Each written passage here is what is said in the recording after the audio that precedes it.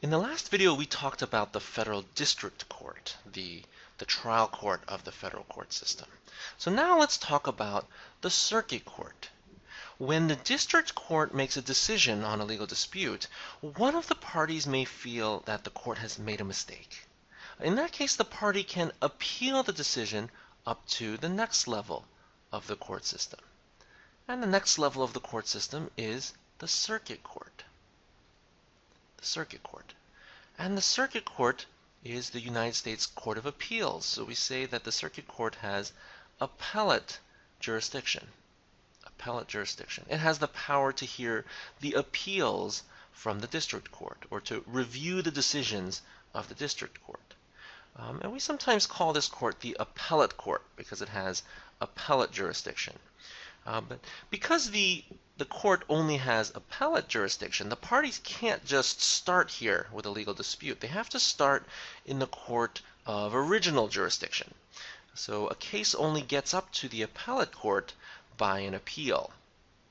Now, when the circuit court gets an appeal from the district court, the circuit court then has to make its own decision about the case. It has to decide whether the district court was correct in its decision or was incorrect in its decision. So if the circuit court decides that the district court was correct in its outcome, then it will affirm that decision. It will affirm the lower court's decision. But if the circuit court decides that the district court made a mistake, then it will reverse that decision. It will reverse the lower court's decision. So the circuit court reviews what the district court did, and it can affirm or reverse. Now remember that the district court does two things. It determines what actually happened, and it determines the correct law that should apply to that situation. So we say that it answers questions of fact and it answers questions of law. Now as far as the facts go, the appellate court will usually just accept the trial court's findings of fact. Okay? So in our example here, if the district court finds that the defendant shot a gun at the other person and scared that other person into having a heart attack, then the circuit court will just defer to the district court and accept that this is really what happened. Okay? So it will just take the facts, the findings of fact from the district court, and it will just accept that those really are the facts. There are some exceptions to this.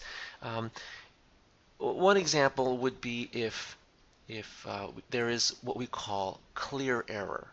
So if the trial court determined that the defendant shot the gun at the other person and scared him into having a heart attack, and that's what the trial court decided actually happened, but that was based on one witness who says that he saw the defendant doing that. But it turns out that the defendant actually doesn't have any arms or hands.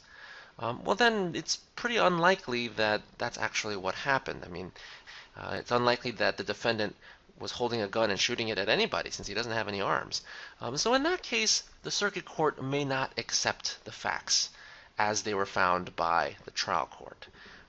But usually the circuit court will just accept the facts of the trial court and it'll leave those alone. So what the circuit court will usually do is review the trial court's findings of law. So the appellate court will decide whether the trial court used the right law for that situation, and whether it used the right law in the right way. So for example here, again, the trial court found that the defendant shot the gun at the other person and scared him into having a heart attack. So the question of law is, well, based on this, is this murder? And let's say that the trial court finds that, yes, shooting a gun at another person and scaring him into having a heart attack is murder. And based on that, the trial court finds this defendant guilty of murder. So then if this defendant appeals the decision up to the circuit court needs to decide whether the trial court used the right law.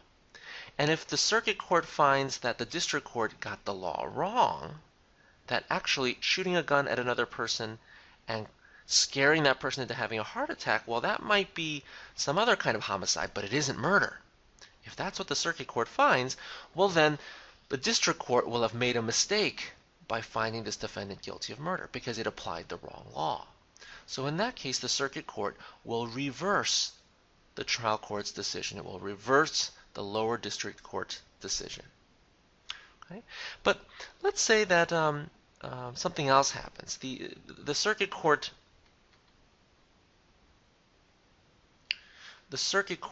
doesn't say that the law is incorrect. In fact, the trial court got the law right.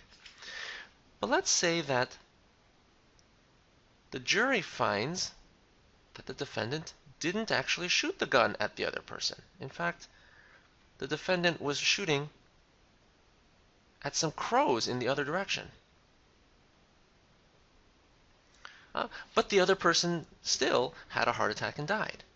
Well, is this murder? Now, the trial court determined that the law is that shooting a gun at another person and scaring him into having a heart attack is murder.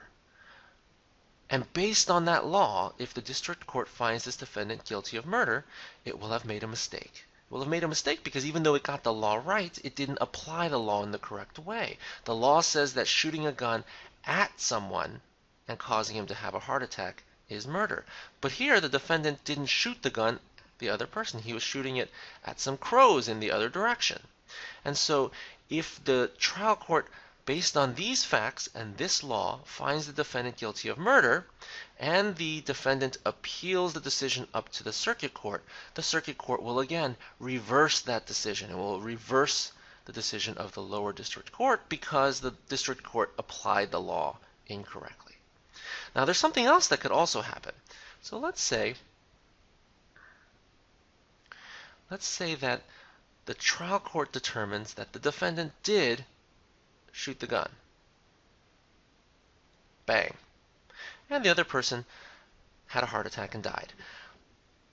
Well, if based on these facts, if the district court finds the defendant guilty of murder and the defendant appeals the decision up to the circuit court will review this decision and it'll look at the law and say, okay, well, the trial court said that it's murder to shoot at another person and scare him into having a heart attack. Well, that's correct.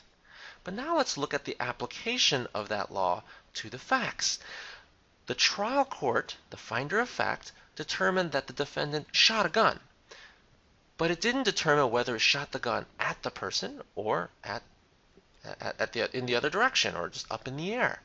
And so based on these facts, it isn't really possible to know whether he really was guilty of murder. So the circuit court would have a hard time just affirming the decision because we don't know whether he actually shot at the other person. But the circuit court would have a hard time just reversing the decision too because it isn't clear that he necessarily shot it away from the other person. Maybe he did shoot it at the person. In that case, more facts are needed. Additional facts are needed. And when that happens, the circuit court will do something called remand. It will remand the case back to the trial court, back to the district court. It will send the case back to the district court with instructions to the district court to please find out whether the defendant shot at the other person or whether he was shooting in some other direction.